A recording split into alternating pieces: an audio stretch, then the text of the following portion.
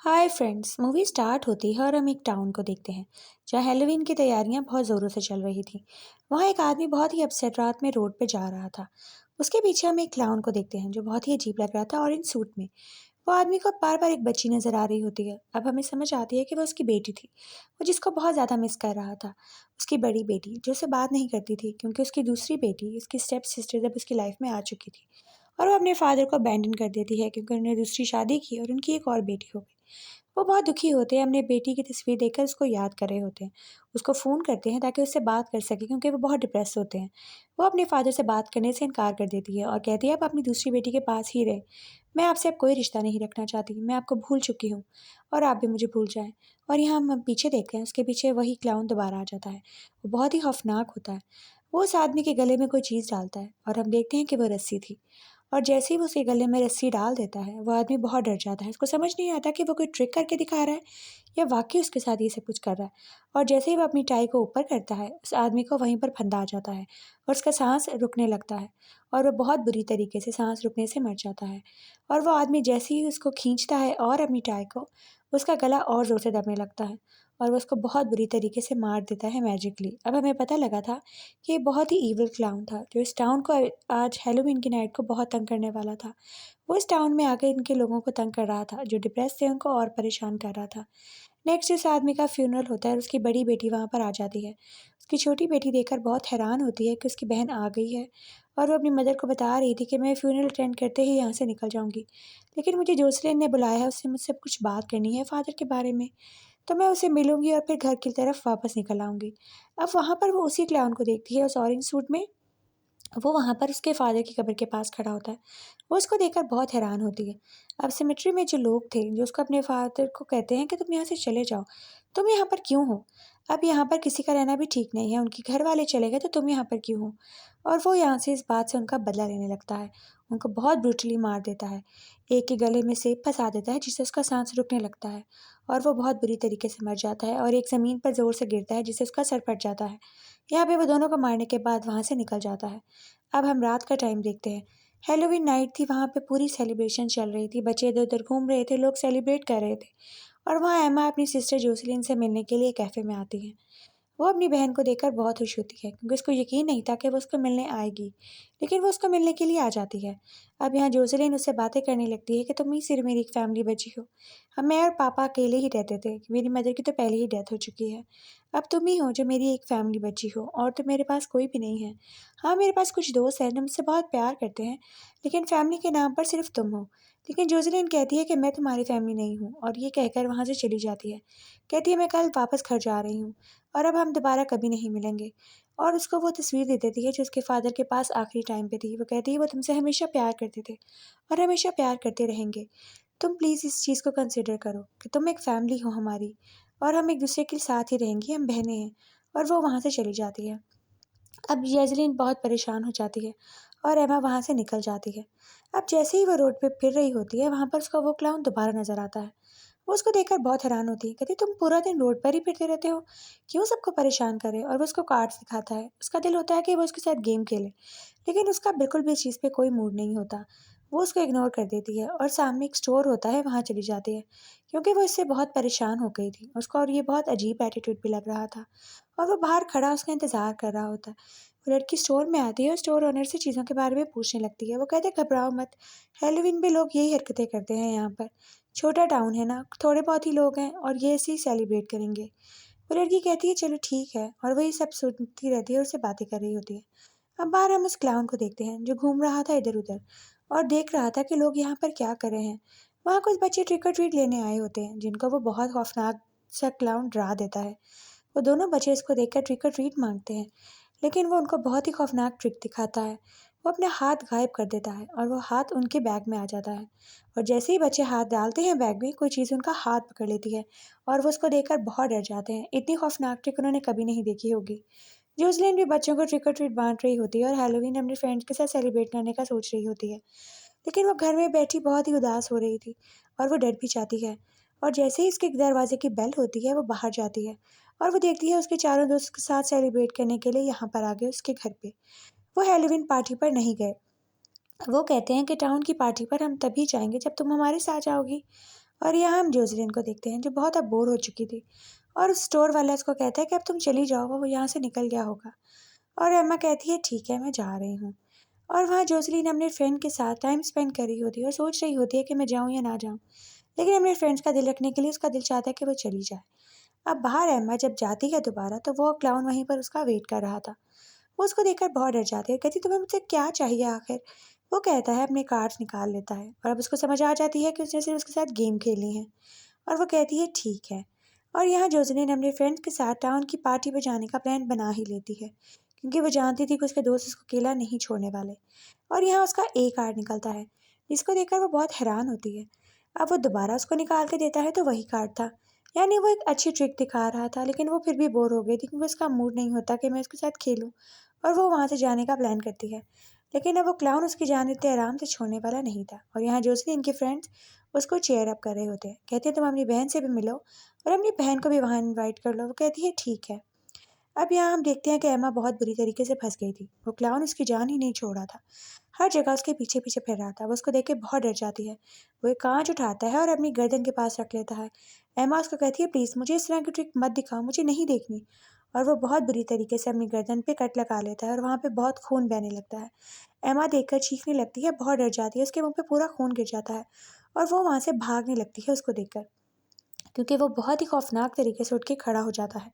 अब उसको पता लग गया था कि कोई और ही ईवल एंटिटी है, ये कोई नॉर्मल चीज़ नहीं है, और वो वहाँ से बहुत बुरी तरीके से भाग जाती है। और वो क्लाउन भी उसके पीछे जा रहा था। अब हम देखते हैं कि क्लाउन जो टाउन की पार्टी है, वहाँ पर सारे फ्रेंड्स इकट्ठे हो रहे थे। रोज़लिन और उसके फ्रेंड्स वहाँ पर आ जाते हैं और सब लोग वहाँ पे बहुत एंजॉय करते हैं। बाकी पूरा टाउन जैसे खाली पड़ा हो, और सारे यहाँ पर आके हैलोवीन सेलिब्रेट कर रहे थे। तभी तो जोसेलिन रोड पर अकेली थी, क्योंकि वहाँ पर और कोई भी नहीं था। अब स्टोर वाला सिर्फ वहाँ पर मौजूद होता है और ये लोग यहाँ पे पार्टी मना रहे होते हैं। यहाँ पे जोसलिन अपने पाप को याद करके बहुत रोने लगती है, बहुत उदास हो रही थी।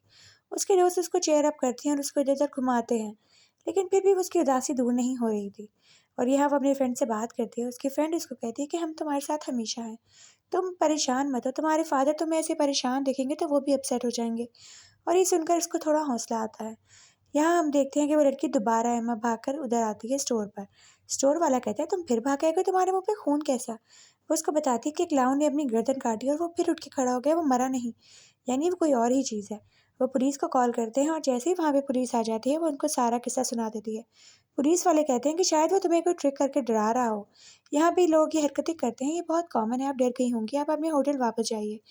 अब यहाँ पर वो क्लाउन आ जाता है और वो लड़की उसको देख के चीखने लगती है। पुलिस को कहती है ये वही क्लाउन है, इसने मुझे डराया था। वो पुलिस वाले उसको कहते हैं अब ये बस बहुत हो गया मजाक, अब ये हरकतें छोड़ दो। लेकिन वो तो उनके साथ भी मजाक करने लगा। उनको भी कहता है कि मैं ट्रिक दिखाऊंगा, और उनके हाथ जो है वो बांध देता है बहुत बुरी तरीके से एक दूसरे के साथ। और एक पुलिस वाले की तो वो गर्दन ही उतार देता है। बहुत बुरा सलूक करता है उनके साथ, क्योंकि उसका प्लान यही था कि वो उनको मार दे। उसके दिल में किसी के लिए रहम नहीं था, वो एक बहुत ही खौफनाक क्लाउन था और बहुत ईवल।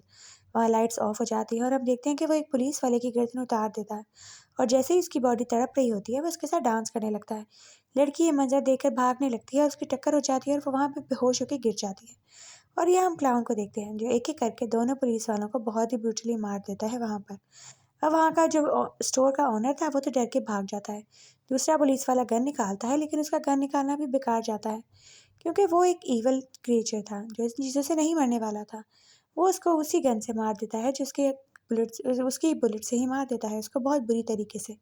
अभी हम उस पुलिस वाले को देखते हैं जो बहुत खौफज़दा हो जाता है इसको देखकर। और एमा को भागने का टाइम मिल जाता है और वो यहाँ से भाग जाती है और क्लाउन उसके पीछे पीछे था। अब हम पार्टी का सीन देखते हैं जहाँ पर क्लाउन आ जाता है। यहाँ वो जोसेलिन के दोस्तों को बहुत ही ब्रूटली एक एक करके टॉर्चर करने वाला था। यहाँ उसको अपने फादर भी बार बार नजर आ रहे थे, जिससे वो बहुत ज़्यादा खौफज़दा हो रही थी।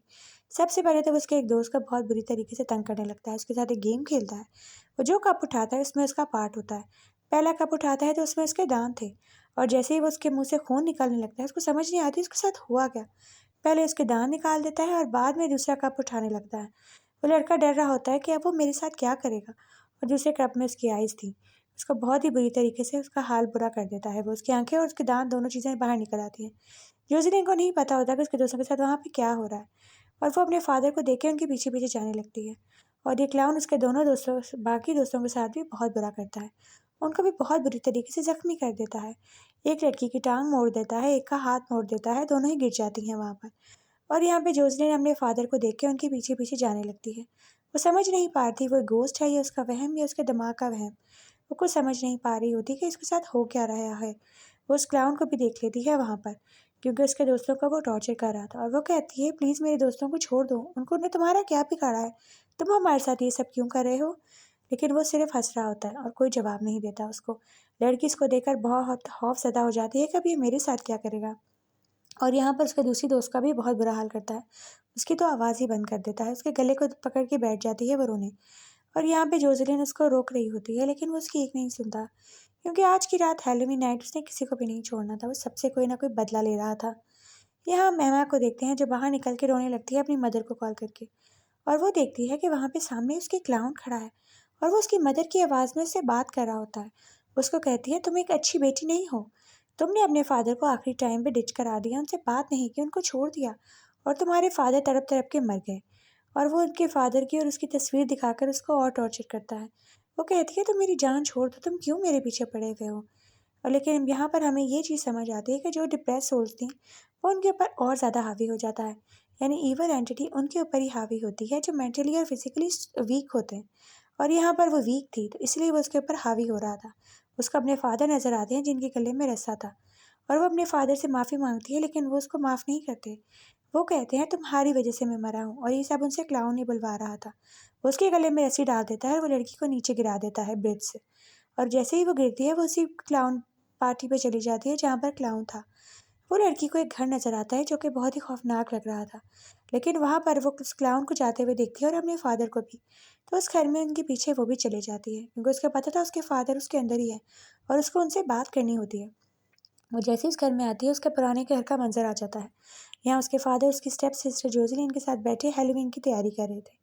और जैसे ही वो आती है वो उनको कहते हैं, तुमने मुझे कभी खुश नहीं होने दिया। मैं हमेशा तुम्हारे बारे में सोच के अफसरदा रहा। तुमने मुझे छोड़ दिया और अपने बाप को कभी बाप नहीं समझा। तुम बिल्कुल एक अच्छी बेटी नहीं हो। वो उनसे ऐसी बातें कर रहा था जिससे वो और डिप्रेस हो जाए और अपने पेट में एक चाकू मार लेता है। और वहाँ जोसेलिन आके चाकू अपने बाप के पेट से निकाल लेती है। कहती, मेरे फादर को मरना नहीं चाहिए था, तुमको मरना चाहिए था। हम दोनों तो अपनी लाइफ में बहुत खुश थे। सिर्फ वो तुम्हारी वजह से परेशान होते थे। तुम उनको याद जो आती थी। तुम्हें सज़ा मिलनी चाहिए, हम लोगों को सज़ा क्यों मिल रही है? और यहाँ वो चाकू उसके हाथ में पकड़ाती है। कहती है, ये लो चाकू और खुद को मार लो। सारे फसाद की जड़ तुम ही हो। उसको और गुस्सा दिला रही थी। और वो कहती है कि मैं जानती हूँ कि तुम रियल नहीं हो। और वो उसके पेट में चाकू घुसा देती है, जिससे उसकी बहन की डेथ होने लगती है उसके सामने। और बाद में हम देखते हैं कि वो वाक़ई असल में ऐसे हो रहा था। वो अपनी बहन को देख के रोने लगती है और वहाँ पे अचानक क्लाउन आ जाता है और खुश होने लगता है कि जो वो चाहता था वो हो गया। और वो अपनी बहन को बचा लेती है। वो समझ जाती है कि सब कुछ क्लाउन करवा रहा है और अगर मुझे इसको ख़त्म करना है तो मुझे उसी को मारना होगा। वो अपने आप को फिर से कंट्रोल में लेकर आती है और उस क्लाउन के ऊपर अटैक कर देती है। अपनी बहन को बचा लेती है। जैसे ही वो उस क्लाउन के ऊपर अटैक करती है, उसकी पावर्स कम होने लगती हैं और फिर उसकी बहन को बचाने का उसके पास एक और मौका आ जाता है। वो समझ आती है कि इसको ख़त्म होना होगा, मुझे स्ट्रॉन्ग होना होगा जिससे मैं इस ईविल को मार सकूँ। और वो उस ईविल को मारने में कामयाब हो जाती है और वो अपनी बहन को बचा लेती है, उसकी हेल्प दे देती है। यहाँ वो नेक्स्ट डे अपने फादर की कब्र पर जाती है और अपने फादर को जाके सॉरी बोलती है। और ये अपनी मदर से बात कर रही थी कि मैं अपनी बहन से मिलकर आपके पास वापस आ जाऊँगी, और अपने फादर को बाय करके वहाँ से चली जाती है। अब वो जाती है एक कैफ़े में, वहीं पर जहाँ वो पहले अपनी बहन से मिली थी, और वहाँ अपनी बहन को देखती है अपनी फ्रेंड्स के साथ और उसको मिलने के लिए वहाँ पर आ जाती है। यहीं पर हम देखते हैं एंड हो जाती है मूवी।